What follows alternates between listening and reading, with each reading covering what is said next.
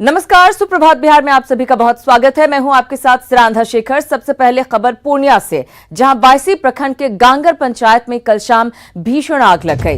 आग लगने के कारण कमला यादव के एक ही परिवार के 4 लोगों का घर बुरी तरह से जलकर राख हो गया। इस दौरान 2 मवेशी की मौत भी हो गई, वहीं लाखों की संपत्ति भी जलकर खाक हो गई। कड़ी मशक्कत के बाद स्थानीय लोगों ने आग पर काबू पाया। तस्वीरें आपके सामने आप देख सकते हैं। बायसी प्रखंड के गांगर पंचायत में आग लगने की यह घटना सामने आई है, जिसमें 2 मवेशियों के जलने की भी खबर है, मरने की भी खबर है। वहीं 4 घर बुरी तरह से जलकर खाक हो चुके हैं।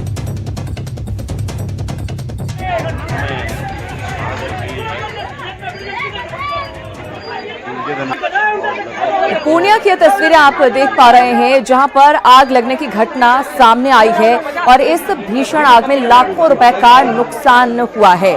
तस्वीरें आप देख सकते हैं। यहाँ पर आग में झुलसने की वजह से 1-2 मवेशियों की जान गई है।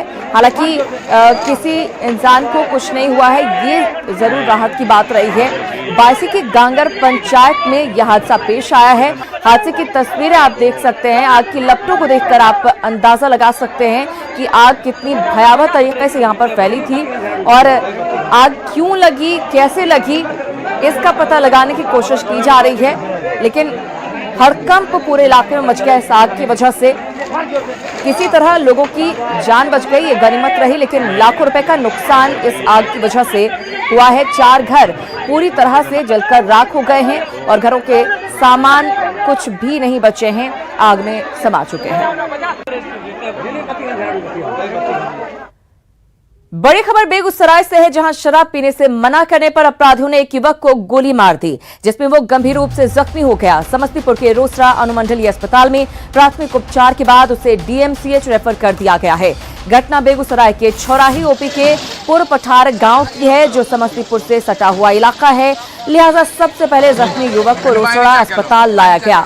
जख्मी युवक शंकर यादव की गलती बस इतनी थी कि शराब पी रहे आपराधिक प्रवृत्ति के गांव के ही कुछ युवकों को उसने रोकने की कोशिश की थी, जो इन बदमाशों को नागवार गुजरा और उन्होंने फायरिंग शुरू कर दी। अपराधियों ने 3 गोलियां चलाई, जिसमें एक गोली युवक को जा लगी।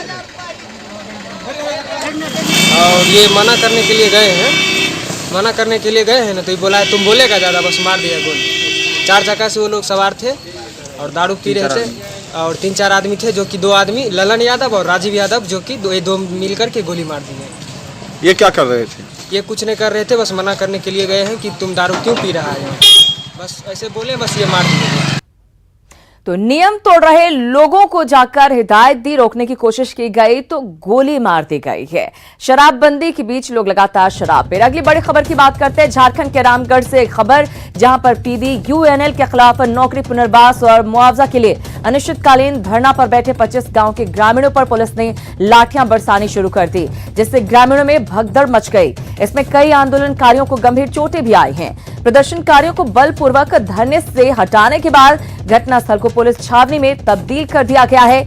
ये लोग विस्थापित प्रभावित संघर्ष मोर्चा बैनर तले PBUNL प्रबंधन भेल और उससे जुड़ी एजेंसियों के खिलाफ अपनी मांगों को लेकर 2 सितंबर से ही अनिश्चितकालीन आंदोलन की उन्होंने शुरुआत की थी। ग्रामीणों का आरोप है कि PTPS प्लांट का निर्माण 25 गांव के विस्थापितों की जमीन का जैसे तैसे अधिग्रहण करके किया गया था, लेकिन बहुत से लोगों को आज तक ना तो मुआवजा मिला, ना ही नौकरी मिल पाई है। रही बात पुनर्वास की, तो इसकी भी व्यवस्था अब तक नहीं हो पाई है और इसी को लेकर PTPS के विस्थापितों ने प्रदर्शन किया, जिसके बाद उन पर लाठीचार्ज किया गया है। भगदड़ की स्थिति यहां पर पैदा हो गई। घटनास्थल को फिलहाल पुलिस छावनी में तब्दील कर दिया गया है।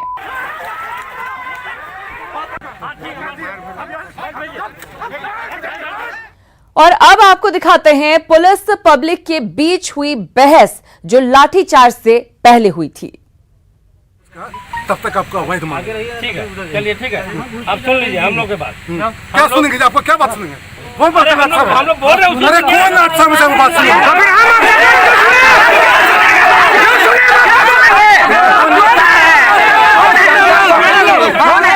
ठीक है, हम लोग थाना चलिए, वहाँ गिरफ्तारी देंगे।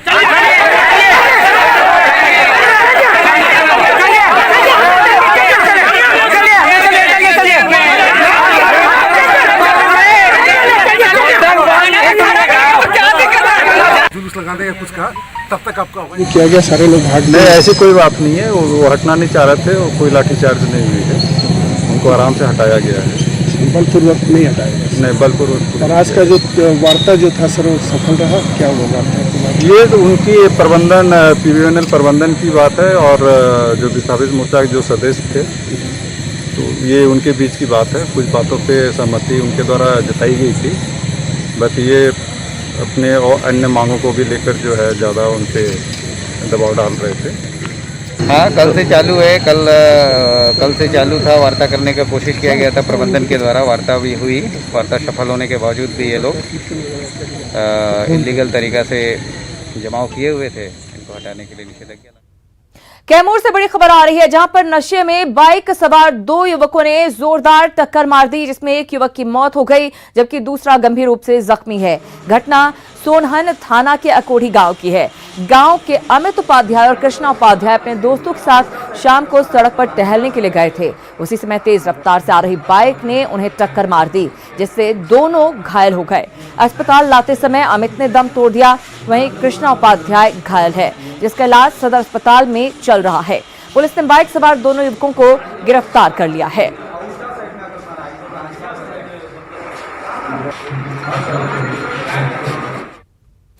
खबर सियासी गलियारे से। चुनाव बिहार में है और सियासत का फोकस झारखंड की राजधानी रांची पर है और इसके केंद्र में है लालू यादव। भले ही लालू बिहार की सत्ता से आउट हो चुके हैं, लेकिन पड़ोसी राज्य झारखंड में चारा घोटाले की फांस से बेफिक्र राजद प्रमुख सजायाफ्ता कैदी होते हुए भी अपना दरबार सजा रहे हैं। क्यों लालू नियमों को ठेंगा दिखा रहे हैं और सियासत की जुबान तेज हो चली है, समझते हैं इस रिपोर्ट के जरिए।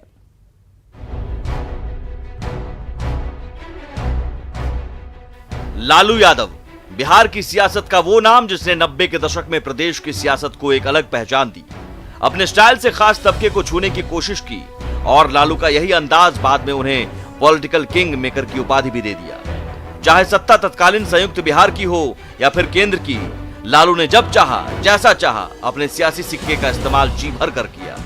लेकिन आज भी लालू की ठसक कुछ ऐसी ही जान पड़ती है। इसकी तस्दीक बुधवार को बेहद गुपचुप तरीके से रिम्स निदेशक आवास में लालू से मिलने पहुंचे कांग्रेस नेता अखिलेश सिंह की तस्वीरों से भी साफ हो गया। मतलब बिहार में चुनाव है और आरजेडी का अघोषित मुख्यालय बन चुका है रांची का रिम्स निदेशक आवास, जहां फिलहाल लालू को शिफ्ट किया गया है। 2017 से ही लालू रांची के बिरसा मुंडा केंद्रीय कारा के कैदी हैं, लेकिन अधिकांश समय बीमारी के नाम पर उन्होंने रिम्स में ही गुजारा है। झारखंड में बीजेपी की सरकार जैसे ही सत्ता से हटी और कोरोना के बढ़ते संक्रमण के बीच बिहार का चुनाव करीब आया, तो हेमंत सरकार ने लालू को रिम्स निदेशक के 3 एकड़ में फैले बंगला में शिफ्ट कर दिया। अब जरा ये नजारा देखिए। पटना के आरजेडी दफ्तर में बकायदा बायोडाटा हाथ में लिए खड़े ये वो नेता हैं जो सरपंच मुखिया बनने के बाद अब विधायक बनने का सपना संजोए हुए हैं।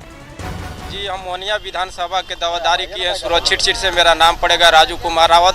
मेहतर समाज से हम लालू जी से उम्मीद रखते हैं कि हमको मेहतर समाज से एक सुरक्षित सीट हमको दिया जाए मोहनिया विधानसभा से। सर, उम्मीद तो यही है कि इतना पार्टी के लिए मेहनत किए हैं, लगातार मेहनत करते आ रहे हैं। 2005 से ही मेरे बाबूजी भी विधायक रह चुके हैं, तो वही उम्मीद लेके आए हैं कि आगे मेरा भी कुछ हो। लेकिन अब ऐसे ही नेताओं की टोली रांची पहुंच चुकी है। गाड़ियों में भरकर नेताओं की फौज रिम्स निदेशक आवास के बाहर डटी है। इंतजार बस इतना कि लालू जी झट से हरी झंडी दे दें। हेमंत राज में खुद को कंफर्ट महसूस कर रहे लालू के दरबार पर सियासी आंच भी खूब लग रही है। सत्ता पक्ष लालू पर निशाना साध रहा है तो महागठबंधन के नेता पलटवार कर रहे हैं। सारे लोग टिकटार्थी वहां जुट रहे हैं और बोली लग रही है। जिसकी जितनी ऊंची बोली होती है उसी को टिकट एश्योर किया जा रहा है। यही नहीं, जिस तरीके से लालू जी के निर्देश पर वहां राजद के कार्यकर्ताओं की आवाजाही हो रही है, जिनको क्वारंटाइन नहीं किया जा रहा है, खुल्लम खुल्ला छूट है। जनता अगर रांची तक उनसे मिलने पहुंच रही है, उनको देखने के लिए चाहत रखती है, और यहाँ जो नेता है बीजेपी एनडीए के, उनको जनता नहीं मिल रही है, तो हम इसमें कुछ नहीं कर सकते हैं। उनको जो आरोप लगाना है लगाएं, उसका कोई उनको लाभ राजनीतिक नहीं मिलेगा। जाहिर तौर पर सजायाफ्ता लालू के दरबार पर सवाल भी उठ रहे हैं। क्या जेल प्रशासन से मुलाकात की अनुमति ली गई थी? कड़ी सुरक्षा के बावजूद बिना अनुमति लालू से मुलाकात कैसे?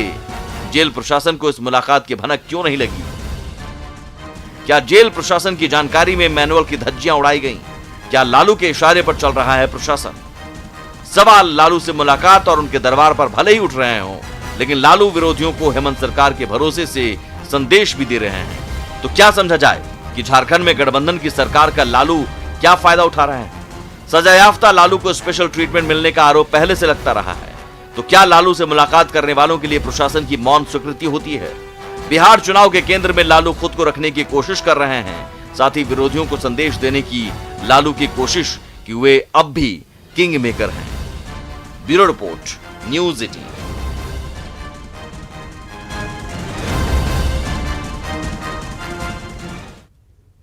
तो लालू से मुलाकात लगातार जारी है, जिसको लेकर सवाल भी उठ रहे हैं। इधर चुनाव की तारीखों का ऐलान अभी नहीं हुआ, लेकिन आरजेडी के अंदर प्रत्याशी के चयन को लेकर विरोध के सुर उठने लगे हैं। ऐसी ही एक तस्वीर आरजेडी के प्रदेश कार्यालय में देखने को मिली। औरंगाबाद जिले के गोह विधानसभा क्षेत्र से आए कुछ नेताओं ने बाहरी का विरोध किया। विरोध बढ़ता देख जगदानंद सिंह ने वहां कवरेज के लिए पहुंचे मीडिया कर्मियों पर अपना गुस्सा उतार दिया। एक चैनल के कैमरा पर्सन को धक्का देकर पार्टी दफ्तर से बाहर का रास्ता दिखा दिया। वहीं जगदानंद सिंह का विरोध करने वाले गोह के आरजेडी नेताओं ने कहा कि बाहरी उम्मीदवार को वहां के स्थानीय नेता सपोर्ट नहीं करेंगे। आम माने विरोध कर रहे हैं बाहर कि हम लोग लड़ते हैं, झगड़ते हैं, पार्टी के लिए मरते हैं, समाज के लिए मरते हैं, आफत सुल्तानी सब में मरते हैं। आवाज जब यहाँ टिकट की बात आती है, उम्मीदवारी पेश करने की बात, तो बाहरी आदमी को क्यों, क्या जरूरत है? वहाँ बाहरी आदमी को आजमाया गया।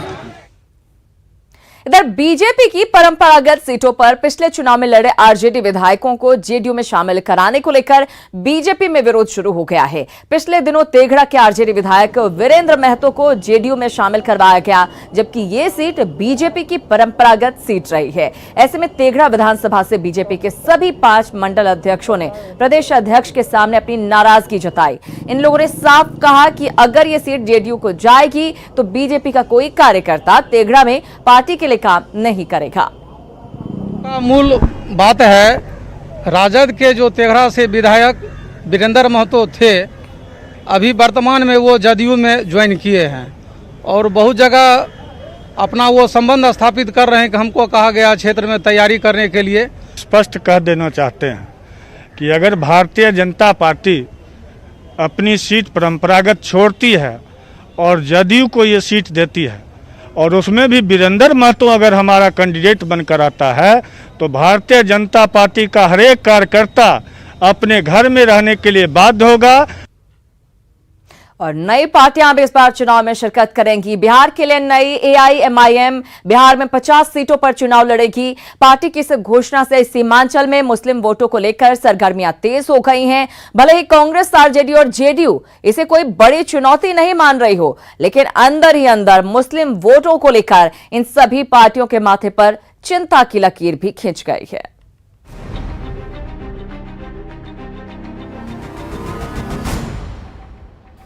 असदुद्दीन ओवैसी की party all India Majlise Ittehadul Muslimeen Bihar में 50 सीटों पर चुनाव लड़ेगी।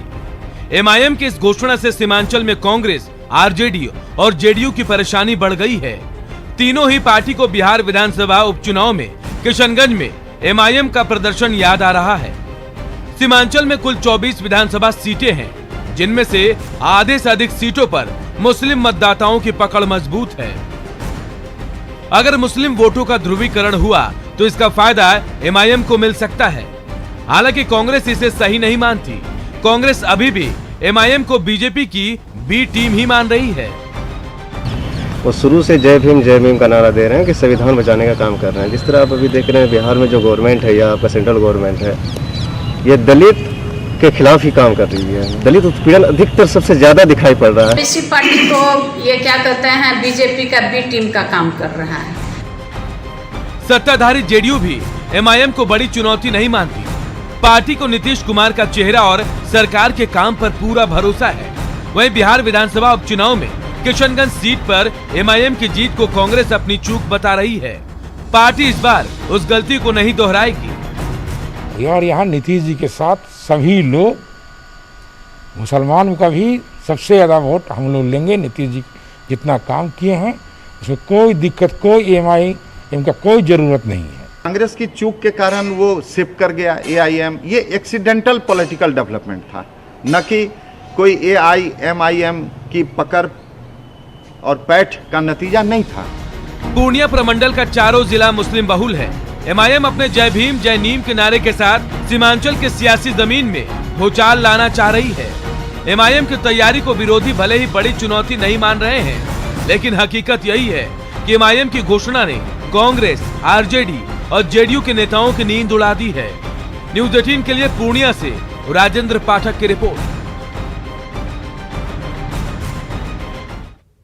तो AIMIM को दूसरे दल भले ही हल्के में ले रहे हों, लेकिन लोकसभा चुनाव में एक ट्रेलर AIMIM ने दिखा दिया है।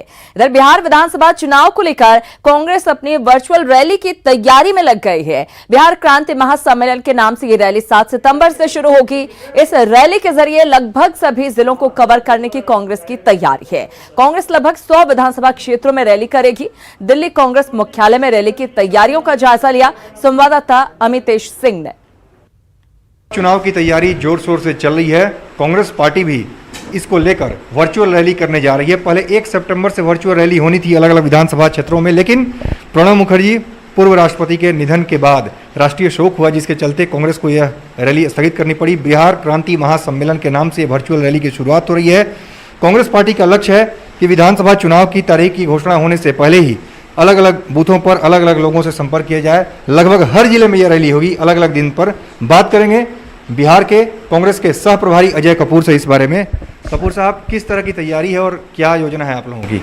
देखिए, हम लोगों की पूरी तैयारी है चुनाव के लिए। पूरा कांग्रेस पार्टी बिहार में तैयार है।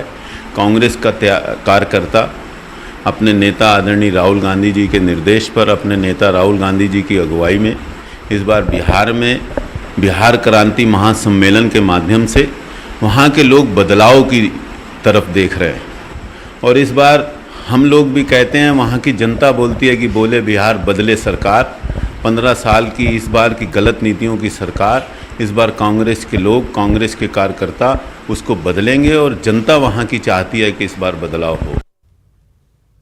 तो कांग्रेस ने भी पूरी तरह से कमर कस ली। इधर चुनावी सरगर्मी तेज होते ही खादी के कपड़ों की डिमांड बढ़ने लगी है। पटना का खादी मॉल रंग बिरंगे और डिजाइनर कुर्ते, बंडी और गमछे से सज चुका है। सभी पार्टियों के झंडे के रंग को ध्यान में रखकर कुर्ते और बंडी तैयार किए गए हैं। मॉल का जायजा लिया हमारे सहयोगी रजनीश कुमार ने। बिहार विधानसभा चुनाव को लेकर हर जगह तैयारियां परवान पर है, तो देश का इकलौता खादी मॉल भी चुनावी रंग में रंग चुका है। देख सकते हैं, पटना का ये खादी मॉल है और यहाँ पर नेताजी को लेकर सभी तैयारी पूरी कर ली गई है और रंग बिरंगे सभी पार्टियों से मिलता जुलता जो कलर है, देख सकते हैं, कुर्ता, बंडी, गमछा, तमाम चीज यहाँ पर जो है पहले से ही स्टॉक कर लिया गया है, ताकि नेताजी आएंगे अपनी पसंद का, अपने अलग अलग जो कलर है उसको ये खरीदारी कर सकेंगे। और देख सकते हैं यहाँ पर किस तरह से खादी से बना हुआ ये आइटम है और जो कारीगर हैं वो पहले ही तैयार कर चुके हैं और बाकी जो डिमांड होता जा रहा है और लगातार कारीगर जो है तैयार करने में जुटे हुए हैं। सबसे पहले आपको हम तस्वीर दिखा रहे हैं, देखिए ये अलग अलग कलर है, चाहे वो राष्ट्रीय जनता दल हो, बीजेपी हो या फिर JDU हो, तमाम कलर के जो है यहाँ पर देख सकते हैं आप कुर्ता तैयार कराए गए हैं और नेताजी आएंगे। अब टिकट मिले या फिर ना मिले, लेकिन उससे पहले कुर्ता की खरीदारी जरूर कर रहे हैं। मैनेजर साहब, आप बताइए कि क्या लग रहा है इस बार चुनाव को लेकर? चुनाव को लेकर हम लोगों ने पूरी तैयारी कर रखी है। कुर्ता, पैजामा, बंडी, गमछा, पूरा स्टॉकिंग है खादी मॉल में। वक्त बदला और खादी का क्रेज बढ़ा है, ये बता रहे हैं यहाँ के मैनेजर हैं। और देखिए इस वक्त आपको हम सीधे दिखा रहे हैं कि अलग अलग कलरफुल डिजाइनर कुर्ता तैयार कराया गया है। गमछा हो या फिर कुर्ता या बंडी, तमाम चीज़ें यहाँ पर जो है उपलब्ध करा ली गई है, ताकि जो चुनाव से पहले नेताजी आएंगे तो अपनी पसंद का वो कलरफुल और डिजाइनर कुर्ता खरीद सकते हैं। जाहिर है हर जगह पार्टी कार्यालय से लेकर जो बाहरी दुकान है वहां पर भी गुलजार लगने लगा है, तो अब खादी मॉल में भी नेताजी को लेकर सभी तैयारियां पूरी कर ली गई है। कैमरामैन अभिषेक के साथ रजनीश कुमार, न्यूज़ 18 पटना। चुनाव के दौरान खादी के कपड़ों की मांग बढ़ जाती है और पूरी तरह से बाजार तैयार है। बात कर लेते हैं बड़ी खबर की। 50 लाख की चरस जब्त की गई है। रोहतास से बड़ी खबर 4 किलो चरस, 4 किलो गांजा जब्त किया गया है। जब्त चरस की कीमत करीब 50 लाख रुपए बताई जा रही है। चरस के साथ 2 तस्कर गिरफ्तार किए गए हैं। कार से दरअसल चरस और गांजे की तस्करी हो रही थी। पुलिस ने खदेड़ कर एक कार सवार को पकड़ लिया। गिरफ्तार दोनों तस्कर मधुबनी के निवासी बताए जा रहे हैं। तो 50 लाख की चरस जब्त की गई है, साथ ही साथ गांजा भी बरामद किया गया और तस्कर को गिरफ्तार भी किया गया है। गिरफ्तार दोनों तस्कर मधुबनी के बताए जा रहे हैं। और इसी के साथ इस बुलेटिन